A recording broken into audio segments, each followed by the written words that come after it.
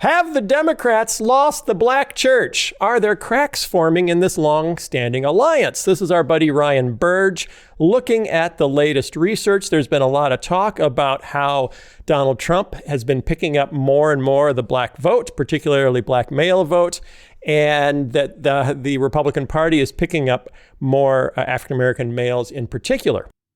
So Ryan Burge does a deep dive and shows pretty clearly, what we've talked about before, and a lot of people have talked about, that most black Protestants are not as liberal as many white Democrats. They still vote Democrat, but they're not nearly as socially liberal as many white, and actually now are more moderate than the average Democrat. So black Protestants are more moderate than the average Democrat. They're still largely identifying with the Democratic Party and voting for Democratic candidates. But the question is that slipping? And the more the Democratic Party makes things like abortion and, whether it's same-sex marriage or some of the most liberal policies that are coming out of the left wing of the Democratic Party, are they pushing more and more black Protestants away from the party? Hey, Esau, do you have a point of view on that?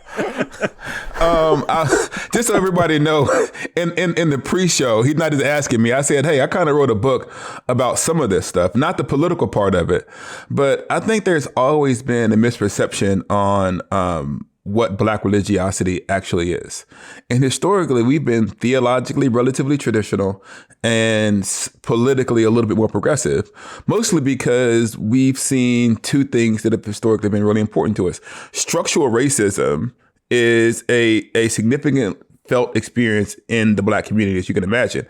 And so when there seems to be racial animus and hostility, that's going to kind of send African Americans running away. And so historically, the Republican Party during the Civil Rights Movement and forward was most hostile to issues related to racial injustice. And so those things like hostility and almost kind of racial indifference has often pushed African Americans into the Democratic Party. But that has not always meant that we have agreed with everything the Democratic Party has done.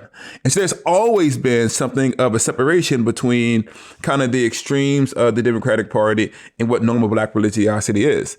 But I think one of the things that, and I don't know, so let me say this, Ryan, don't chart me to death if you listen to this. So, but I did some questions. I did have some question about it because one of the things that I'm seeing where I am is not necessarily that black Christians are becoming more pro-Trump. I don't see that happening in huge numbers. I think it's it may be something like 88% for who are going to vote Democrat, down from 91 to 94%. Right. But I do see a significant number of African American people who've left the church or who are in some sense dissatisfied with the church, who are also questioning the Democratic Party. In other words, I wonder if, shockingly enough, especially amongst a certain kind of post-Christian African American male with kind of who said, what, the Democratic Party hasn't done anything for us. We don't trust Trump, but we know what kind of person he is, and he's the person who, if you make a deal with him, he's someone who can work with.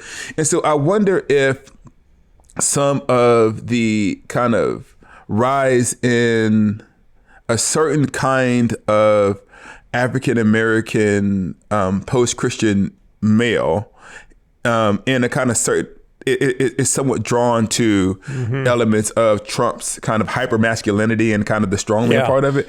Now, and that's one part. The other part is I do think that African American Christians, they're not enthusiastically, I would say as a whole, I don't see very many of them are enthusiastically saying Trump is a great idea.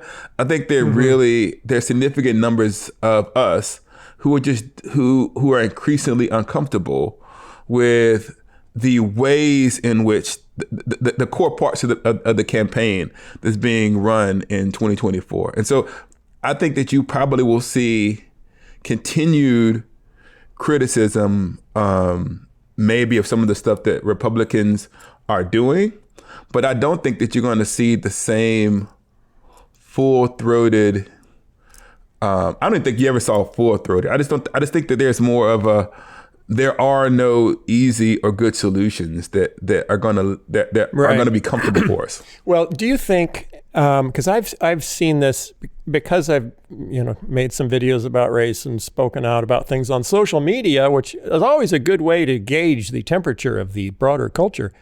Just say something controversial on social media and then see what happens. I have noticed a number of African American responses that I get are from people who are, particularly men, who are more successful and lean more libertarian and have a little more of a sense of the African American in the inner city. They do need to pull themselves up by the bootstraps, and they are being given opportunities that they're not taking advantage of. And so I've bumped into some African American older men in particular that are almost hostile toward what they see as.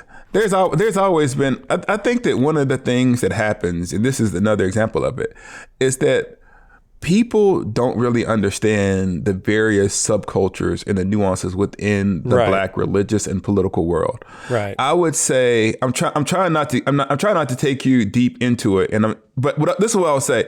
Do you know how there's like a certain kind of toxic kind of manosphere, like podcasting world? Mm-hmm. I'm gonna get killed for this, but there's like a Black version of that. Okay. They don't know y'all. They know me. There's a Black version of some of that. Okay. There's a Black version of some of that, and it's in those spaces where you're hearing conversations that are more kind of pro-Trumpian. It's more like, it's from what I see that stuff being most public, so is that it's almost like the Democratic Party and the Black church have not done very much for Black people. Mm-hmm. And that we're not the ones who are helping with liberation. We're still oppressed. We've been voting for the Democratic Party for like 50 years or 100 years or whatever, and we're still in the same place. The Democrats are in charge of these major cities, and there's still crime and all these other issues. And so what I want to say is, there is a sense in which African Americans have some legitimate complaints to make around, hey, what has been the return on investment for our long-term commitment to the Democratic Party? Yeah. The question of how many of those people are then saying, I'm going to go and be vocally pro-Trump, is probably not as high as you're hearing in the media. So there's a lot of I think this is true of almost everybody in the country. There's dissatisfaction with one's own party. That doesn't necessarily mean you're going to be an enthusiastic advocate for the other party. But let me ask you this, Esau, and Phil, I don't know if you have a thought on it too, but is part of this, forget race for a minute, forget ethnicity, forget background, is there just a certain percentage of all people that are just drawn to authoritarians? And Trump has that authoritarian, I don't care about the rules, I don't care about history, I don't care about tradition, I don't care about constitution or laws, I'm just going to do what has to be done. And some people are like, yeah, that's what we want. Well, I think that there is a sense that everybody is corrupt, and some people are pretending like they're not corrupt. Trump isn't pretending like he's not corrupt. Therefore, we know that Trump is going to do whatever it takes to stay in power, and if we're a sufficient voting bloc, then we can get him to do what we want. That's basically the logic that I've heard. And so, yes, there's a certain kind of utilitarianism undergirding it. And I would actually say, if it is kind of the Black church that is, in some sense, holding some of that at bay. Mm-hmm.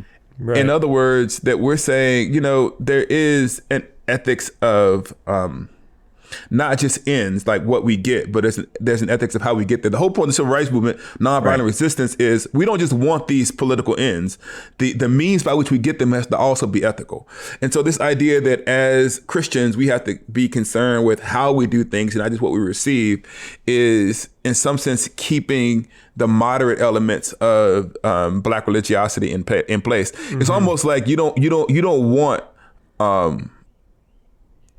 want to see what happens if the Black church loses its moral voice, because then we're going to be in a worse place than we already are.